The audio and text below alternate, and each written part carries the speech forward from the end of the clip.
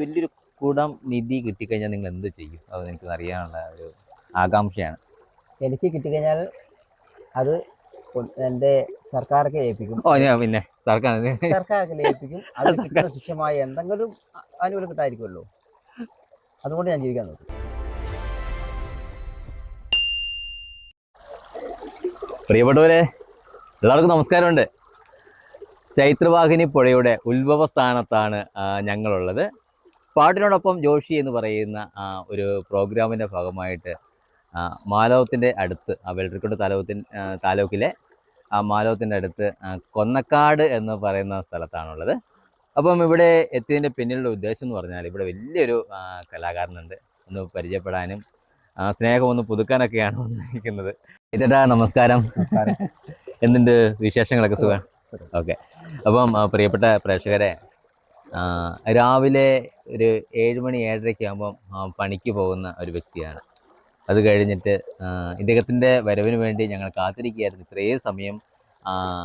ആ മലമടക്കുകളിൽ താമസിക്കുന്ന കൊന്നക്കാടിൽ താമസിക്കുന്ന നമ്മുടെ അജിത്തേട്ടൻ നല്ലൊരു കലാകാരനാണ്. ഒരുപാട് ഗാനമേള വേദികളിൽ ഇദ്ദേഹത്തിൻ്റെ സാന്നിധ്യം അറിഞ്ഞിട്ടുണ്ട്. അജിത്തേട്ടാ, ഞങ്ങളുടെ പ്രേക്ഷകരെ ഒന്ന് സ്വയം ഒന്ന് പരിചയപ്പെടുത്തുമോ? ഓക്കെ. അപ്പോൾ എൻ്റെ പേര് അജിത് കുമാർ. ജോലി കൂലിപ്പണിയാണ്, മരം വെട്ടാണ് ജോലി. പിന്നെ 8ാം ക്ലാസ് വരെ പഠിച്ചിട്ടുള്ളൂ. പിന്നെ സംഗീതം പഠിച്ചിട്ടില്ല. പിന്നെ ഇങ്ങനെ അത്യാവശ്യം ഗാനമേളക്കും കാര്യങ്ങളും ആൾക്കാർ കൂട്ടുകാർ വിളിക്കുമ്പോൾ പോവും, അത്ര തന്നെ ഉള്ളൂ. പിന്നെ നിങ്ങൾ വന്നതിൽ വളരെ സന്തോഷം. ഈ യൂട്യൂബ് ചാനലിലും വരാനും ആൾക്കാരെ കാണാനും വന്നതിൽ വളരെ സന്തോഷമുണ്ട്. അപ്പോൾ എന്നാൽ കഴിയുന്ന രീതിയിൽ നിങ്ങൾക്ക് സപ്പോർട്ട് ചെയ്ത് 2 പാട്ടുകളും പഠിക്കാം. അജിത്തേട്ടൻ്റെ വരവ് കാത്ത് സത്യം പറഞ്ഞാൽ ഞങ്ങൾ ഇവിടെ ഇരിക്കുന്നുണ്ടെങ്കിൽ കുറേ സമയമായി. അവിടെ പ്രകൃതി രമണീയമായ സ്ഥലമായതുകൊണ്ട് ഞങ്ങൾക്ക് ബോറടിയൊന്നും ഉണ്ടായിരുന്നില്ല. അപ്പോൾ ആദ്യം നമുക്ക് ആ സ്വാഗതത്തോട് കൂടിയിട്ട് അങ്ങ് തുടങ്ങിയാലോ? ഓക്കെ. നമാമി വിഘ്നേശ്വര പാദ പങ്കജം സ്മരാമി തുംബിമുഖേശ്വരം ഗണനായകം കരോമി കല്യാണ ഗുരുപൂജനം സദാ നമസ്തേ ഗുരു പ്രസീദ പ്രസാദം ഭജേഹം നമസ്തേ ഗുരു പ്രസീദ പ്രസാദം ഭജേഹം നമസ്തേ ഗുരു പ്രസീദ പ്രസാദം ഭജേഹം.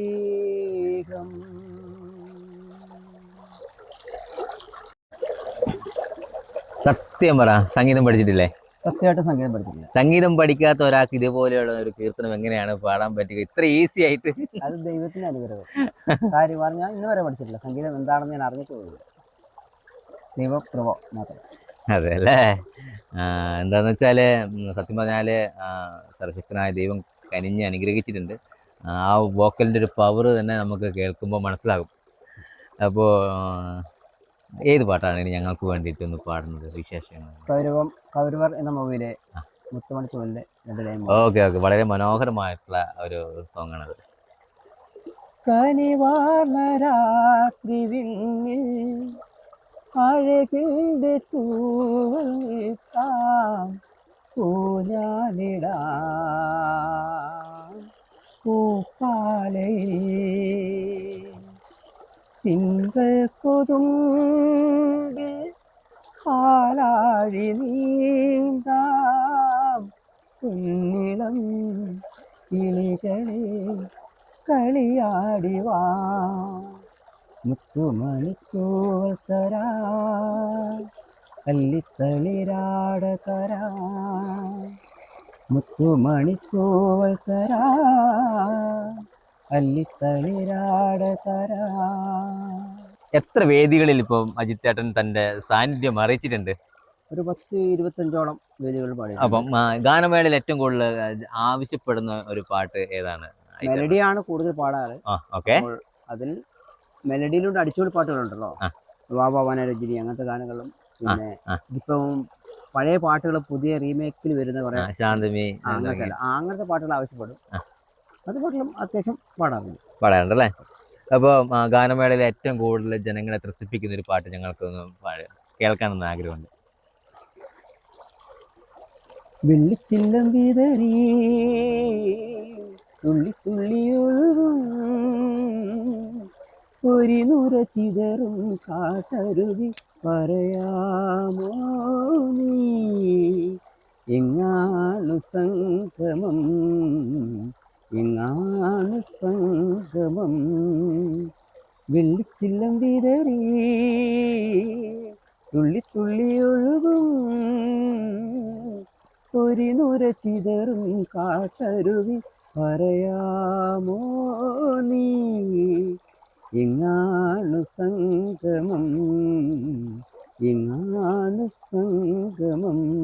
കുടുംബവിശേഷങ്ങൾ ഞങ്ങളുമായിട്ടൊന്ന് പങ്കുവെക്കുക. ഞാനും വൈഫും ഒരു മകനും. ആ. മകൻ ഇപ്പോൾ ജോലി എടുക്കുന്നു, പിന്നെ കാറ്ററിങ്ങിൻ്റെ പരിപാടിയാണ്. ഹോട്ടൽ മാനേജർ കഴിഞ്ഞ് എറണാകുളത്ത് കുറച്ചാൾ പണിയുണ്ടായിരുന്നു. അത് കഴിഞ്ഞ് ഇപ്പം നാട്ടിലാണ്.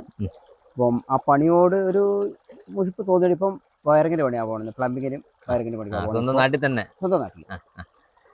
അപ്പം ഇത് ഈ കൂലിപ്പണി എടുക്കുന്നത് പറഞ്ഞു. അപ്പോൾ ഈ മരം വെട്ട് വളരെയധികം കഷ്ടപ്പാടുള്ളൊരു ജോലിയല്ലേ? റിസ്ക് ആണ്. മരത്തിന്റെ മുകളിൽ കയറിയിട്ട് ഫുള്ള് മെഷീൻ വാളിന് കട്ട് ചെയ്ത് ഇറക്കുന്ന പരിപാടിയാണ്. അതുപോലെ റിസ്ക് ആണ്. അത് റിസ്ക് എന്ന് പറഞ്ഞാൽ മെയിനായിട്ടുള്ളത് കോവിഡിൽ പല മരങ്ങളും കവുങ്ങ് അങ്ങനെ സാധനങ്ങളൊന്നും നശിപ്പിക്കാണ്ട് ഇലക്ട്രിക് ലൈൻ ഉണ്ടാവും, അതിൻ്റെ മുകളിൽ നിന്ന് തട്ടാണ്ട് പിടിക്കാണ്ട് എല്ലാം മുറിക്കണം. അതാണ് റിസ്ക്. അതെ പ്രിയപ്പെട്ടവരെ, ഒരുപാട് കഷ്ടപ്പെട്ടിട്ട് ജോലി എടുക്കുന്ന ഒരു മനുഷ്യനാണ്. അപ്പോൾ ഇദ്ദേഹത്തിന് വേണ്ടിയിട്ട് ഇദ്ദേഹത്തിൻ്റെ ഒരു കഴിവ് ജനങ്ങൾ തിരിച്ച് അറിഞ്ഞിട്ടുണ്ട്, സ്വന്തം നാട്ടുകാർ തിരിച്ചറിഞ്ഞു. അതുപോലെ തന്നെ പുറത്തുള്ള ആൾക്കാരും കൂടെ ഇതൊന്ന് കാണുന്നവരൊന്ന് ശ്രദ്ധിക്കുക. നമ്മുടെ നാട്ടിൽ ഒരുപാട് കലാകാരന്മാരുണ്ട്, ഇവരൊക്കെ ഒന്ന് കൈപിടിച്ച് ഉയർത്തണം. പിന്നെ വേറെ ഏത് പാട്ടാണ് ഞങ്ങൾക്ക് വേണ്ടിയിട്ട് പാടുന്നത്? ഏറ്റവും കൂടുതൽ ഹിറ്റായിട്ടുള്ള പാട്ടുകൾ ഞങ്ങൾക്ക് വേണ്ടിയിട്ടൊന്ന്. ഹിറ്റ് എന്ന് വെച്ചാൽ നമ്മൾ ഞാൻ പറഞ്ഞില്ലേ, അത് പഴയ പാട്ടുകളാണ് കൂടുതൽ പാടാറുള്ളത്. അപ്പോൾ ഉസ്താദ് എന്ന മൂവിയിലെ കാർത്തിക രാത്രിയിലും കൈക്കൊമ്പിൽ വീണമുത്തേ കൈ വളർന്നും മെയ് വളർന്നും കൺമണിയായി തീർന്നല്ലേ നിൻ ചിരിയും നിൻമൊഴിയും പുലരി നിലാവായി പൂത്തതല്ലേ നിൻ ചിരിയും നിൻമൊഴിയും പുലരി നിലാവായി പൂത്തതല്ലേ വെണ്ണിലാക്കൊമ്പിലെ രാപ്പാടി ഇന്നു നീട്ടെൻ്റെ ചിങ്കാരി മഞ്ഞുനീർത്തുള്ളിപ്പോൾ നിന്നോമൽ കുഞ്ഞു കൺപീലിയിൽ കണ്ണീരോ വെണ്ണിലാക്കൊമ്പിലെ രാപ്പാടി ഇന്നു നീട്ടെൻ്റെ ചിങ്കാരി. പണ്ട് ഞാൻ പറയുന്നത് കേട്ടാണ്, എൻ്റെ കുഞ്ഞുനാളിൽ പറയുന്ന കേട്ട ഒരു കാര്യമാണ്. സത്യമാണെന്ന് എനിക്കറിയത്തില്ല. അപ്പോൾ ഈ കാസർഗോഡ് ജില്ലയിലെ നിധി ഒളിഞ്ഞിരിക്കുന്ന ഒരു സ്ഥലമാണ് ഈ കൊന്നക്കാട് എന്ന് ഞാൻ കേട്ടിട്ടുണ്ട്. അപ്പം അതിൽ നിന്ന് ഒരു നിധി, ഒരു വലിയൊരു കുടം നിധി കിട്ടിക്കഴിഞ്ഞാൽ നിങ്ങൾ എന്ത് ചെയ്യും? അത് എനിക്ക് അറിയാനുള്ള ഒരു ആകാംക്ഷയാണ്. എനിക്ക് കിട്ടിക്കഴിഞ്ഞാൽ അത് എൻ്റെ സർക്കാർക്ക് ഏൽപ്പിക്കും. പിന്നെ സർക്കാർക്ക് ഏൽപ്പിക്കും. അത് കിട്ടുന്ന ശിക്ഷമായ എന്തെങ്കിലും ആനുകൂല്യം കിട്ടായിരിക്കുമല്ലോ, അതുകൊണ്ട് ഞാൻ ജീവിക്കാൻ നോക്കും. എന്ത് ചെയ്യും എന്നിട്ട്? എന്താണ് ചെയ്യുക എന്നിട്ട് ഒന്ന് പറഞ്ഞു കേൾക്കാനുള്ള ഒരു ആകാംക്ഷ? കേൾക്കാന്ന് പറഞ്ഞാൽ എനിക്ക് സംഗീതത്തോട് ഇഷ്ടപ്പെടുന്നുണ്ട്, ആ സംഗീതത്തിന് വേണ്ടി മുതലാക്കി. Okay okay. വലിയൊരു ഒരു അക്കാദമി തുടങ്ങും, സംഗീതം. നമ്മുടെ കൂട്ടുകാരൊക്കെ കൂട്ടിട്ട് അതന്നെ ഒരു സംരംഭം തുടങ്ങും. അപ്പോൾ അതിനകത്ത് സംഗീതത്തിന് അല്ലെങ്കിൽ മ്യൂസിക് ട്രൂപ്പ് തുടങ്ങും അല്ലേ? അപ്പോൾ എത്ര രൂപ വേണ്ടി വരും അതിന്? അത് ഈ സംഗീതത്തിന് രൂപയുടെ കണക്കിന് ഒരു മൂല്യമല്ല. അത് ആൾക്കാർ വരുന്നവർ നമുക്ക് അതിന് ഒരു ഇൻസ്ട്രുമെന്റ്സും സാധനങ്ങൾ വാങ്ങുമ്പോൾ കൂടുതൽ നമുക്കൊരു കണക്ക് പറയാൻ പറ്റും. ഓക്കെ പ്രിയപ്പെട്ടവരെ, ഞാനൊന്ന് ഇദ്ദേഹത്തിനെ ഒന്ന് നോക്കിയായിരുന്നു. അപ്പോൾ നല്ലൊരു വ്യക്തമായ ഒരു പ്ലാനിങ്ങൊക്കെ ഇദ്ദേഹത്തിനുണ്ട്. അത് എൻ്റെ വീട്ടിലാണെങ്കിൽ തന്നെ അങ്ങനെയാണ്. കിട്ടുന്നതോറും ഉള്ളത് കൊണ്ട് ഞാൻ തൃപ്തിപ്പെടാറില്ല. പിന്നെയും പിന്നെയും കൂടുതൽ ഉണ്ടാക്കാനേ ഉള്ളൂ. അതെ അല്ലേ? Okay okay okay okay. അപ്പം ആ, വേറെ വിശേഷങ്ങൾ ഞങ്ങൾ പ്രേക്ഷകരുമായിട്ട് എന്താണ് പറയാനുള്ളത്? എന്തെങ്കിലും ഒരു മെസ്സേജ് നിങ്ങൾക്ക് തരാനുണ്ടാവുമല്ലോ അതേ ഞങ്ങളോട്. നമ്മളെപ്പോലത്തെ ഈ ആ അറിയപ്പെടാത്ത കലാകാരന്മാരെ ഇതുപോലെ സോഷ്യൽ മീഡിയയിൽ ഏറ്റെടുത്ത് ആ ഉയർത്താം, അത്ര തന്നെ. കാരണം വെച്ചാൽ ഇപ്പം നമ്മൾ അറിയപ്പെടുന്ന ഈ നാട്ടിൽ അറിയപ്പെടുന്ന ഇതാണ്. ആ നിങ്ങളെപ്പോലുള്ള സോഷ്യൽ മീഡിയയിൽ ആൾക്കാർ വരുമ്പോൾ ആ നമുക്ക് ഏറ്റവും നല്ലത് അവരിൽ വഴി വരുന്ന ആൾക്കാർ കണ്ട് നമുക്കൊരു പ്രചോദനമാണ്. പാട്ട് കേട്ട് അതിന് ലൈക്കും കാര്യങ്ങളും അവർക്ക് ഇഷ്ടപ്പെട്ടെങ്കിൽ നമ്മളെ ഒരു പ്രോഗ്രാമിൽ വിളിക്കാൻ ഓക്കെ താല്പര്യമാണ്. ഓക്കെ. അതാണ് പ്രധാനപ്പെട്ട ഒരു കാര്യം. പ്രിയപ്പെട്ടവരെ, ഞങ്ങളുടെ ഈ പ്രോഗ്രാമുകളൊക്കെ നിങ്ങൾ കാണുമ്പോൾ ജസ്റ്റ് നിങ്ങളുടെ വീടിൻ്റെ അടുത്തുള്ള ഉത്സവങ്ങളിൽ അതുപോലെ തന്നെ എന്തെങ്കിലുമൊക്കെ ചെറിയ ചെറിയ പരിപാടികൾക്കൊക്കെ ഞങ്ങളെയും കൂടെ ഒന്ന് ഉൾപ്പെടുത്താൻ വേണ്ടിയിട്ട് നിങ്ങൾ ശ്രമിക്കുക, അല്ലേ? അതെ. ഓക്കെ. അപ്പോൾ വേറെ ഏതെങ്കിലും ഒരു മനസ്സിൽ തറയ്ക്കുന്ന അല്ലെങ്കിൽ എന്തെങ്കിലുമൊക്കെ അനുഭവങ്ങളുണ്ടോ? ഏതെങ്കിലും ജീവിതത്തിൽ ഞങ്ങളോട് വേറെ എന്തെങ്കിലുമൊക്കെ പറയാൻ വേണ്ടിയിട്ട്? അനുഭവം എന്ന് പറഞ്ഞാൽ സ്റ്റേജിൽ നമുക്ക് പാടാൻ വേണ്ടിയിട്ട് അവസരങ്ങൾ നിഷേധിക്കപ്പെട്ടിട്ടോ അല്ലെങ്കിൽ ഇഷ്ടം പോലെയുണ്ട്. കാരണം പാട്ടുകൾ പാടുന്ന സമയത്ത് ചില വേദികളിൽ ഒരു പാട്ടിന് ചോദിക്കുമ്പോൾ അവിടെ ആൾക്കാർ തികഞ്ഞു, അവിടെ പരിപാടി ബുക്കിംഗ് ആയി, ഇനി നിങ്ങൾക്ക് അവിടെ പോയിട്ട് പാടാൻ പറ്റില്ല എന്ന് പറഞ്ഞാൽ ആ സ്റ്റേജിൽ നിന്ന് ഇറക്കി വിട്ടിട്ടുണ്ട്. അത് ഉണ്ടല്ലേ? അത് ഇവിടെ നമ്മുടെ നാട്ടിലല്ല, പുറമെ പോയി കഴിയുമ്പോൾ നമ്മളൊരു പാട്ട് പരിപാടി നടക്കുമ്പോൾ നമ്മളവിടെ പോകുമ്പോൾ ഒരു പാട്ട് പാടാൻ ചാൻസ് ചോദിക്കുമ്പോൾ കൂട്ടുകാർ പോയി പാട്ട് പാടാൻ പറയും. നമ്മളൊരു ഗ്യാങ് ആയിട്ടാണ് ഒരു പരിപാടിക്ക് പോകാറ്. അപ്പോൾ അവർ ഒരു പാട്ട് പാടേട്ടാ പറയുമ്പോൾ അവരോട് പോയി ചോദിക്കുമ്പോൾ അവർ ഇവിടെ ചാൻസ് ഇല്ല, ഇവിടെ ബുക്കിംഗ് ഫുൾ ബുക്കിംഗ് ആണ് എന്ന് പറഞ്ഞിട്ട് നമ്മളവിടുന്ന് തിരിച്ചു വിട്ടിട്ടുണ്ട്. അതൊക്കെ ഒരു ബുദ്ധിമുട്ട്. പക്ഷേ അവിടെ നടക്കുന്ന പരിപാടി നല്ല പരിപാടികളാണ് കണ്ട ആവശ്യം നമ്മൾ തിരിച്ചു വരും. പക്ഷേ നമുക്ക് ചാൻസ് കിട്ടാതിരുന്ന ഒരു വിഷമം തന്നെയാണ്. പല വേദികൾ ചാൻസ് ഇഷ്ടംപോലെ കിട്ടിയിട്ടുണ്ട് കേട്ടോ. ഇവിടെ പറമ്പിലൊരു പള്ളിപ്പെരുന്നാളിൽ പോയിട്ട് എന്നെ കൊണ്ടൊരു പാട്ട് പാടിച്ചായിരുന്നു. അത് ജീവിതത്തിൽ ആദ്യമായിട്ടാണ് ഞാൻ എക്സ്പെരിമെൻസ് വെച്ചിട്ട് ഒരു പാട്ട് പാടുന്നത് അവിടെ. അത് രക്ഷക എന്നൊരു പാട്ട്. ആ പാട്ട് 2 ലൈൻ വേണം മൂളാം. ആയിക്കോട്ടെ, സന്തോഷം.